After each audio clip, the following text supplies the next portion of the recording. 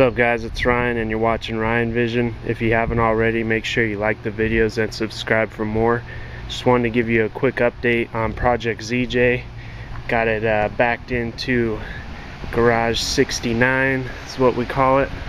I just lucked out at the apartment complex, got a cool garage number. But been working on getting some of the Iron Rock Offroad stuff installed that showed up. I'll show you what I got.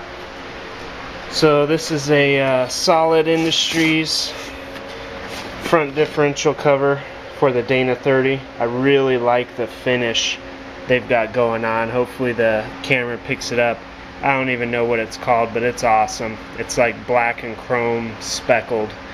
And the cool thing about this, I wasn't even expecting, it came with a hardware kit. This thing is really solid, like the name, really beefy. You can tell perfectly flat mounting surface, shouldn't have any problems with leaks.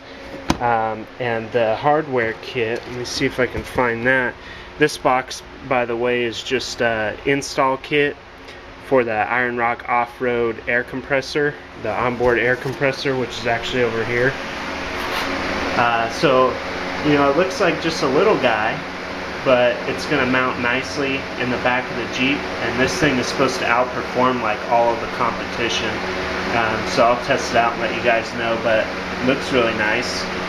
And what I'm going to do with that is I'm going to use this existing bracket that was for the spare tire, the factory spare tire, and I'm going to have like a support rod come out here and have a little tray and mount the compressor up here on the tray. That way I don't lose any cargo space.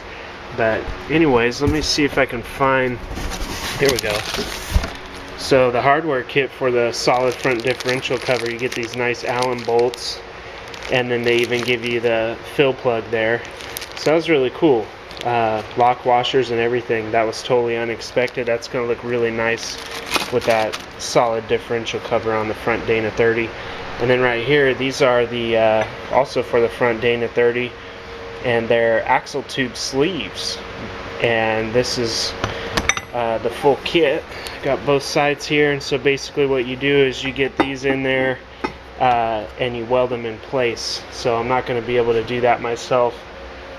Possibly my friend Mario might do this for me. Gonna find out, because I'm doing 488 gears too, so you know, it's just a matter of when I get the gears done, because the guy at the axle shop said, you know, it doesn't matter what he's putting in, it's the same labor rate no matter what, because he's got to take it all apart. So we'll see what happens on these, but definitely want to get those put in to strengthen the front axle. And also along those lines, I have these U-joint, basically they're just XJ axle shafts, OEM XJ axle shafts, but Iron Rock Offroad installed. I didn't have to weld or anything. They're almost alloy kit, so basically the ears here get welded on so they can't flex, and then in the middle there is a Spicer 760X U-joint. So it's pretty beefy setup for the Dana 30. I'm going to see how these work, and obviously the stock CV style axle shafts that are in there right now, I'll be keeping those as spares in case these somehow break, which I highly doubt. At least I'll have extras, driver and passenger side, so I can swap them out on the trail if needed, because I did break one, a CV style one, on the Rubicon trail.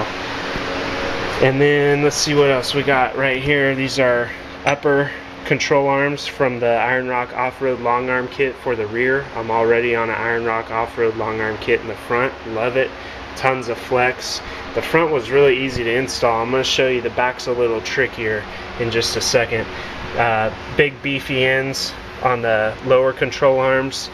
The lower control arms are a lot beefier than the uppers. I think all four of these arms together weighed something like 63 pounds in the FedEx package. So plenty beefy. They're definitely going to get the job done.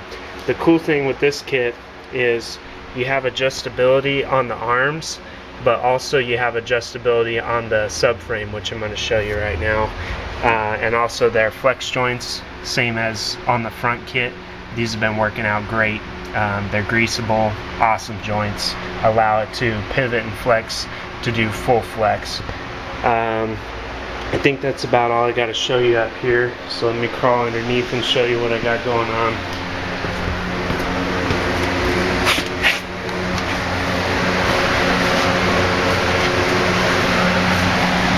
Okay, so there's the rear subframe assembly, and you can see right now I just got it hanging on the drive shaft.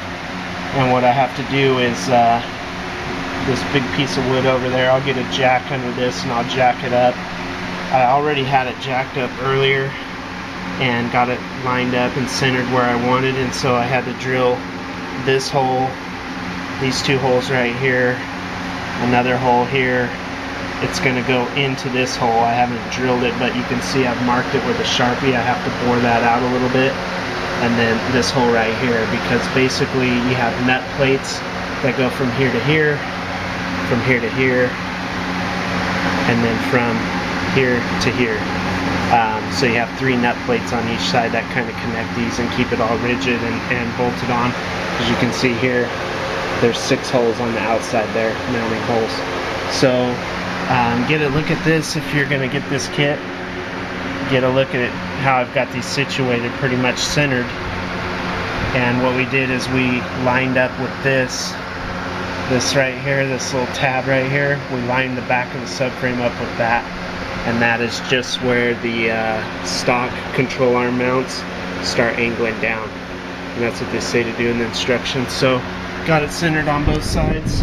This side though, I've got pilot holes drilled. I'm going to go back and drill them out bigger, and then again I got to bore that hole out and then jack this thing back up, fish the nut plates into the frame, get them aligned. That's going to be a little tricky, and then bolt it on, and I'll have the subframe on. I'll still be on short arms with just the subframe bolted on for now, because I've just been working on this for a while. Today it's hot out here in the garage. You can probably hear the fan running.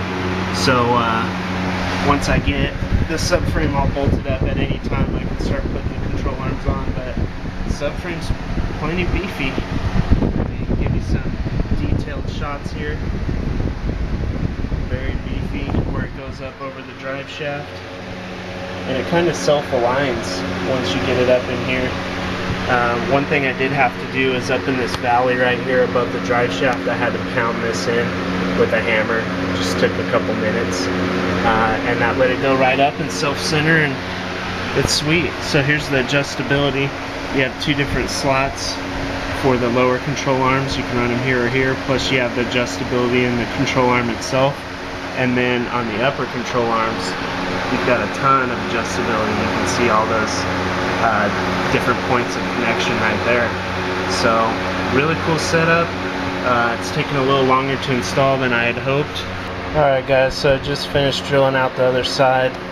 So you can see I drilled a hole here, here, here, and here. This one's still got to get bored out. And then right here. So you can see it's pretty much centered. And what you want to do is, you know, get this same pattern on both sides using the subframe as a template. So when I went over here, when the subframe's in, I made sure that it was centered up in here and that the drive line was centered in the valley. And then on this side, again, I made sure my hole is centered. And then this will get bored out, drilled here, here, and up here. So as long as it looks pretty much the same on both sides, then you know you have the subframe centered when you used it as a template and a guide to drill the holes, because you want to get as close to center as possible. You'll have, you'll notice that the subframe has a lip that hangs over here, over the edge of the frame. It will not be flush against here. It'll hang over a little bit on each side. So you want to make sure you have the same amount of gap on each side.